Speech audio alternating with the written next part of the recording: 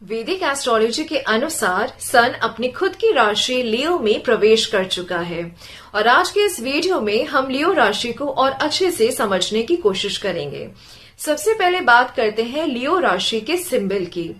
लियो sign represent होता है lion से और अगर आप लायन के बिहेवियर को नोटिस करें तो वो कभी भी प्रूव करने की कोशिश नहीं करता, वो पावरफुल है, वो बस अपनी प्रेजेंस को कैरी करता है और यही सबसे पहला लेसन होता है लियोस का। लियो रिप्रेजेंट करता है प्रेजेंस, डिग्निटी और कॉन्फिडेंस को। लायन लीडरशिप भी रिप्रेजेंट करता है। इसका मतलब ये नहीं कि हर लियो राशि वाला व्यक्ति पॉलिटिकल लीडर बनना चाहता है या राजगद्दी पे बैठना चाहता है। लियो राशि सिर्फ लीड करना चाहता है, क्रिएट करना चाहता है, गाइड करना चाहता है और जो भी वो दुनिया के सामने लेकर आ रहा है उस चीज का रिकग्निशन चाहता है। अगर आप एक और इम्पोर्टेंट चीज नोटिस करें तो शेर की खुद की एक टेरिटरी होती है जहां वो बिलोंग करता है और बिल्कुल यही चीज आपको लियोस के अंदर दिखेगी। उनके अंदर एक स्ट्रॉन्ग सेंस ऑफ आइडेंटिटी होती है। अब अगर हम लियो राशि के एलिमेंट को देखें तो वो है फायर एलिमेंट। एस्ट्रोलॉजी में फायर रिप्रेजेंट करता है वाइटैलिटी को, एनर्जी, करेज, डिसिप्लिन, एक्शन और इंस्पिरेशन को। बिल्कुल वैसे ही लियोस के अंदर होता है। आप एक फायर को देखिए, फायर कभी भी स्थिर नहीं रहता, वो रेडिएट करता है और यही चीज होती है लियोस के अंदर। उनके अंदर डिजायर होती है चमकने की और साथ ही अपनी अंदर की चीजों को बाहर दुनिया में एक्सप्रेस करने की।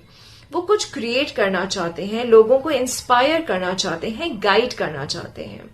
इसीलिए लियोस का जो कनेक्शन है वो सेल्फ एक्सप्रेशन और क्रिएटिविटी से काफी हद तक जोड़ा जाता है। एक फ्लेम को देखिए, फ्लेम जो है वो अपनी लाइट को रेडिएट करता है।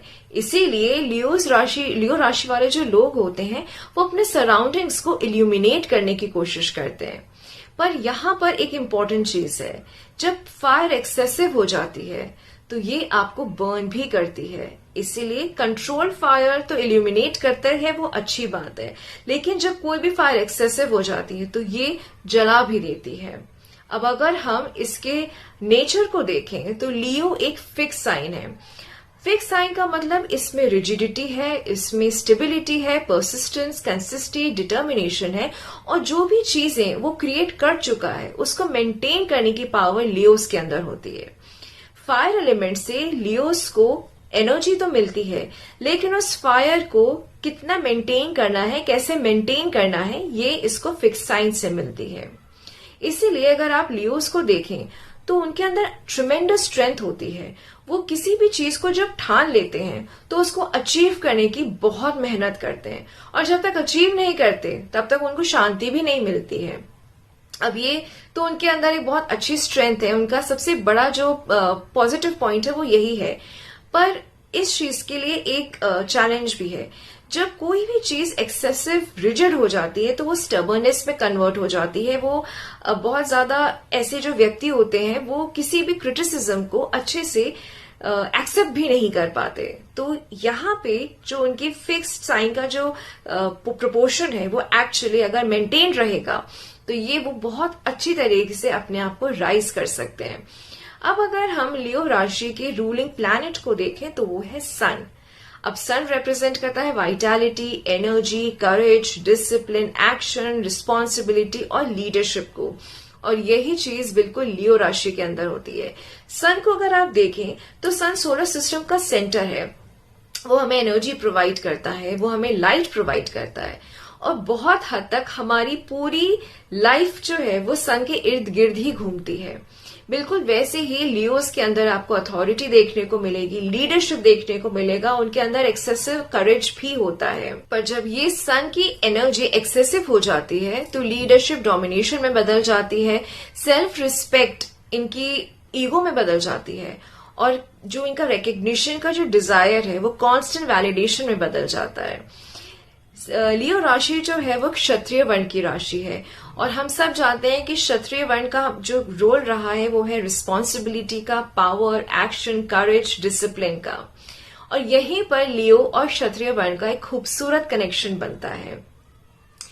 अब पावर में सब रहना चाहते हैं, लेकिन अगर उस पावर को आप रिस्पॉन्सिबल तरीके से यूज ही नहीं करेंगे तो उस पावर में रहने का कोई फायदा नहीं होता। एक राजा को देखिए, राजा रूल तो करता है, उसके पास पावर होती है, पर अगर उस पावर की वजह से कोई भी उसके जो प्रजा है, जो लोग हैं, अगर उनको कहीं ना कहीं हानि होती है तो उस पावर में रहने का उसका कोई फायदा नहीं होता। बिल्कुल वैसे ही लियो के अंदर भी पावर होती है, बट अगर उस पावर को वो अच्छी तरीके से यूज नहीं करेंगे तो यही पावर उनको बैकफायर भी कर जाती है। अब बात करते हैं लियो का कनेक्शन आयुर्वेदिक दोष से।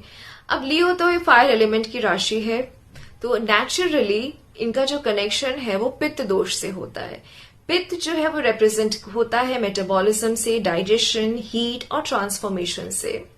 अब अगर आप देखें, फायर तो ऑलरेडी लियोस के अंदर है, जब ये फायर बहुत एक्सेसिव हो जाती है, इम्बैलेंस हो जाती है, तो ये एनर्जी लियोस को जो है वो बहुत इरिटेबिलिटी दे देता है, बहुत इरिटेटेड से रहते हैं, गुस्सा जल्दी आता है, एक्सेसिव हीट होती है उनकी बॉडी में, जिसकी वजह से उनको डाइजेशन इश्यूज होना, मेटाबॉलिज्म इश्यूज होना, ये सब भी फेस करना पड़ जाता है।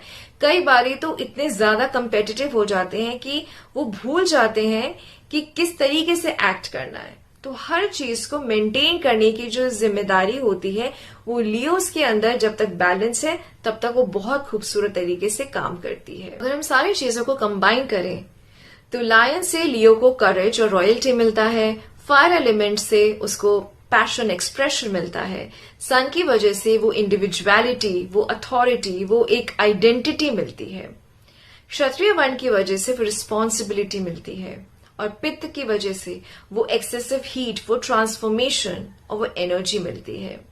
अब ये सारी चीजें अगर लियोस के अंदर प्रॉपरली मेंटेन्ड हैं तो वो दुनिया के सामने वो इमेज क्रिएट करते हैं जिसकी वजह से लोग हमेशा उन्हें याद करते हैं।